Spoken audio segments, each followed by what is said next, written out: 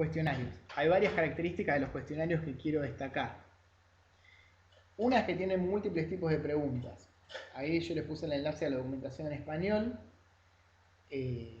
Básicamente hay muchísimos tipos de preguntas. Obviamente que hay preguntas, digamos, multiple choice donde hay más de una opción correcta, verdadero o falso, completar un texto, ¿está bien? Con cajitas desplegables, por ejemplo. Hay preguntas que no son de corrección automática, por ejemplo el ensayo no es de corrección automática, es un tipo de pregunta en donde directamente el estudiante escribe un texto dentro del cuestionario y yo eventualmente lo voy a calificar. ¿Está bien? Y después también hay algunas preguntas más interesantes, que son las que yo les puse acá, sobre la derecha. A mí me gustó destacar, por ejemplo, las que son las preguntas calculadas, o sea, esas incluyen ciertas variables. ¿Está bien? Por ejemplo, yo puedo decir qué altura o qué área tiene el rectángulo del lado A y lado B.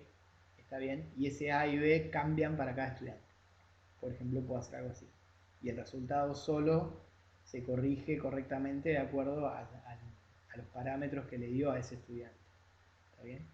Esas son las preguntas calculadas. Y después hay muchas que son bastante interactivas también, como esas que por ejemplo, yo puedo tener una imagen en blanco, una imagen con ciertos blancos. Hay un ejemplo, vamos a entrar al sitio de la documentación. Hay un ejemplo muy interesante. Esto me faltó también, emparejamiento, quiere decir unir, básicamente. Ahora les voy a mostrar un ejemplo de Adriana Brandolin.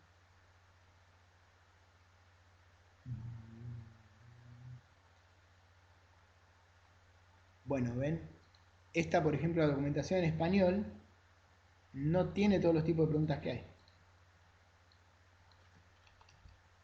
Voy a entrar a la documentación en inglés.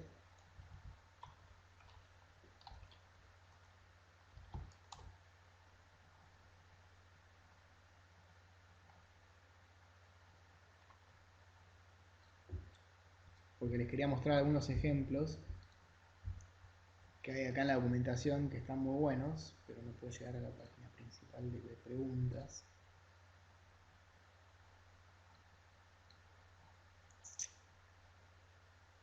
Bien, acá está. Question types. Esta es la versión en inglés del link que yo le dejé. Fíjense que acá dice, por ejemplo, voy a ampliar un poquito el navegador. Yo tengo calculadas, que les decía, drag and drop into text, o sea, arrastrar a texto. Ahora van a ver una imagen que hay acá y se van a dar cuenta enseguida de lo que hablo. Arrastrar imagen y arrastrar marcadores, esos son muy interesantes.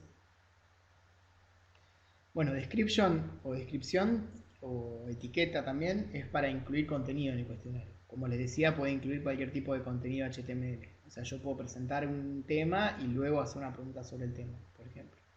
Ensayo es la pregunta abierta que se corrige manualmente. Bueno, matching es lo que les decía antes.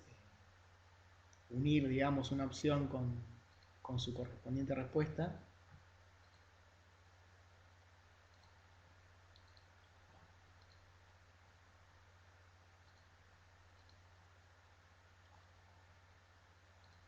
Me hizo cliquear de vuelta.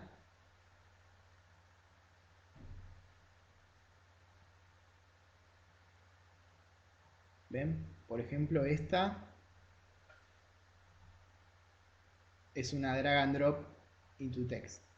Tiene un texto, tiene una serie de opciones y acá está indicando diferentes grupos, o sea, las grises van sobre el gris, las blancas sobre el blanco, y el estudiante va a ir llenando, arrastrando esas opciones a los blancos. Bien. Esta, por ejemplo, es la que se llama ontomarkers, en donde yo agarro una imagen, lo que se hace es dividir la imagen en secciones y después el estudiante arrastra cada sección, ¿no? Hay algunas que son correctas y algunas que son incorrectas, ¿no? Obviamente. Y es interesante cómo muestra los resultados. ¿Está bien? Este tipo de cosas. Otro ejemplo, este es otro tipo de pregunta, que es el que te dice, en este caso te da la imagen, había un ejemplo acá muy claro, estaba buscando este por ejemplo. Te da la imagen, te da la opción, y vos podés arrastrar la opción a cada blanco de la imagen. O sea, nosotros tranquilamente podríamos tener un gráfico nuestro de ingeniería donde tengas que indicar las diferentes partes, etc. O sea, básicamente hay muchos tipos de preguntas interactivas. Y bien, se puede hacer también lo de formar un texto. Se pueden armar preguntas que tengan varios slots para contestar. Esas son las close. Eso yo lo hice el otro día porque él me preguntó, Gisela Urruti me preguntó cómo hacer una pregunta que fuera una tabla para completar. ¿Está bien? Y la forma que encontramos fue esa, de usar eso, que donde pones una tabla, pones contenido HTML y además pones blancos que tienen respuestas correctas específicas. Algo que les quería mostrar es el banco de preguntas. Ahora se lo voy a mostrar con el cuestionario real de Adriana, que es que yo puedo tener en realidad, mi cuestionario puede no ser una serie de preguntas estáticas, sino que pueden ser preguntas que se seleccionan al azar de un banco de preguntas. Entonces, cada estudiante puede hacer básicamente más allá de lo calculado, más allá de las preguntas calculadas que le decía, yo puedo mostrarle diferentes preguntas a cada estudiante. Bien.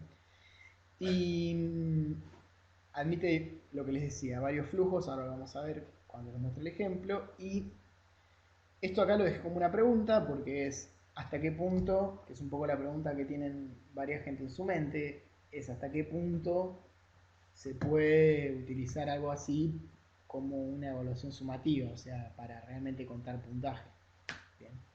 Nosotros en la cátedra, en formato presencial, lo que hacíamos era dar cierto extra, digamos, si contestabas correctamente. Había algunos que eran obligatorios y eso también. Pero eso es básicamente cada uno elige cómo lo hace.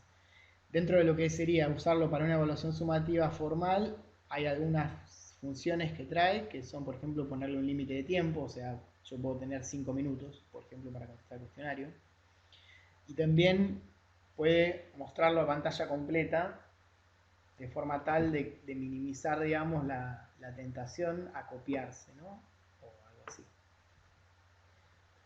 Igual hay mucho para hablar de la evaluación de forma remota, no es este el contexto en el que lo vamos a hacer, pero bueno, ya lo supongo que vamos a hacer algún encuentro para charlar específicamente de eso.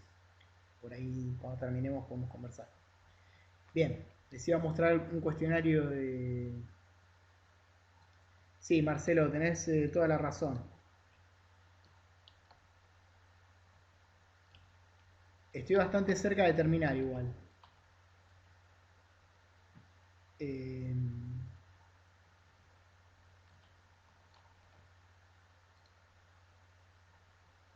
Les iba a mostrar esto.